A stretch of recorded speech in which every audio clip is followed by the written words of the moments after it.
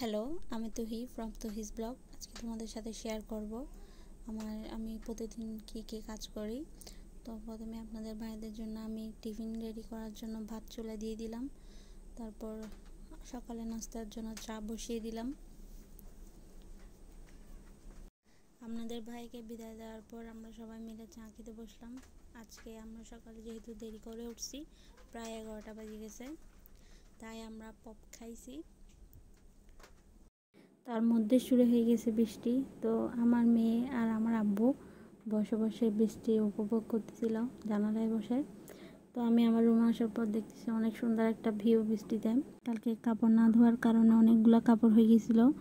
তো আস্তে আস্তে করে প্রায় 2বার ছাড়তে হয়েছে ওয়াশিং মেশিন। তো আস্তে আস্তে করে পুরো ঘর থেকে আমার মেয়ের কাপড়গুলো নিয়ে একবার প্রথমে দিয়ে দিলাম, তারপরে পাড়ি দিয়েছি হচ্ছে আমাদেরগুলা কাপড়। ওয়াশিং মেশিন আসলে একটা অনেক সুবিধার জিনিস, কারণ আমার সিজারের পরে বসে বসে কাপড় ধোয়া অনেক কষ্ট হয়ে যেত। তাই জন্য ওয়াশিং মেশিন নিয়ে দিছে আপনার ভাইয়া। তো এরপর প্রায় 12টার পর করে চুলায় ডাল বসিয়ে দিয়েছি।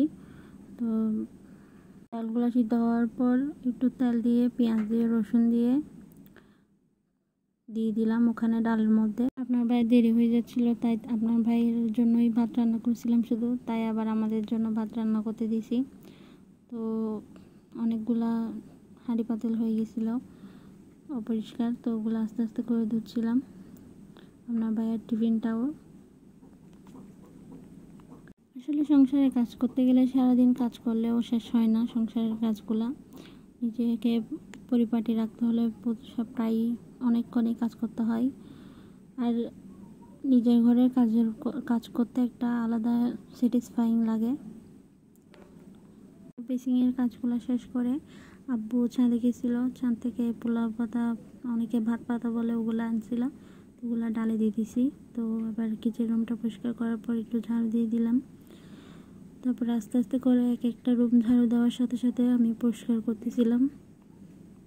আমাদের গলিটাতে এখানে অন্ধকার দেখা যাচ্ছে, কারণ লাইটটা একটু মাঝখানের দিকে দিছে তাই। তো প্রথমে আমি কিচেন রুমের পাশের বেডটা আগের অবস্থা দেখেন, তো পরে পরিষ্কার করছি, পরে দেখেন। তারপরে একটু রুমটাকে ঝাড়ার পর আমি একটু ঝাড়ু দিয়ে দিচ্ছিলাম। সংসারের কাজগুলো মন থেকে করলে আসলে অনেক ভালো লাগে। তো এরপর চলে গেলাম আমি আমার রুমে। কিচেন রুমের পরের রুমের পরটাই হচ্ছে আমারটা। তো আমার আগের রুমের অবস্থা দেখেন। এরপর আস্তে ধীরে করে ওটাও পরিষ্কার করে ফেলছি, বেডটা ঝেড়ে দেখেন।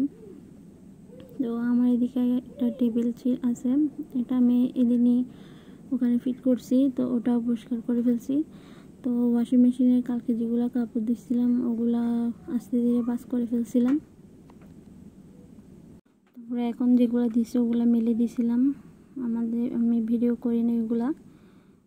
তো আপনারা যারা আমার পেজে নতুন, আমার পেজটাকে একটু ফলো দিয়ে লাইক দিয়ে একটু বাড়িয়ে দিবেন। তো আজকে দুপুরে মাছ, সবজি আর ডাল এগুলো দিয়ে ভাত খাইছি। তারপর চলে গেলাম বিকালে। দুপুরে ভাত খাওয়ার পর একটু ঘুমাইছিলাম। ঘুমানোর পর উঠে একদিকে চা বসিয়ে দিলাম, অন্যদিকে দুপুরের সকালে যেগুলো ছিল চপ সিঙ্গারা ওগুলো গরম করে নিচ্ছিলাম। ওগুলো গরম করার সাথে সাথে অন্যদিকে চা বসিয়ে চা বানাচ্ছিলাম। আপনারা আমাকে কি কোথা থেকে দেখতেছেন ওটা অবশ্যই কমেন্টে জানাবেন। আমি জানতে চাচ্ছি কি কোথা থেকে আমাকে দেখতেছেন ওটা। আমার নাস্তা গরম করা শেষ, আমি চাগুলো নামিয়ে বানিয়ে ফেলছিলাম। তারপর আস্তে আস্তে পাটিতের মধ্যে নাস্তাগুলো নিয়ে নিছি। তো আমি, আমার আম্মু, আমার আব্বু আর আমার বোন। আর আজকের জন্য এতটুকুই। রাত্রে বেড টেড গুছিয়ে ঘর ঝাড়ু দিয়ে দিয়েছি, আপনার ভাই আসবে তাই। আজকের জন্য এতটুকুই। আপনারা ভালো থাকবেন। আল্লাহ হাফিজ।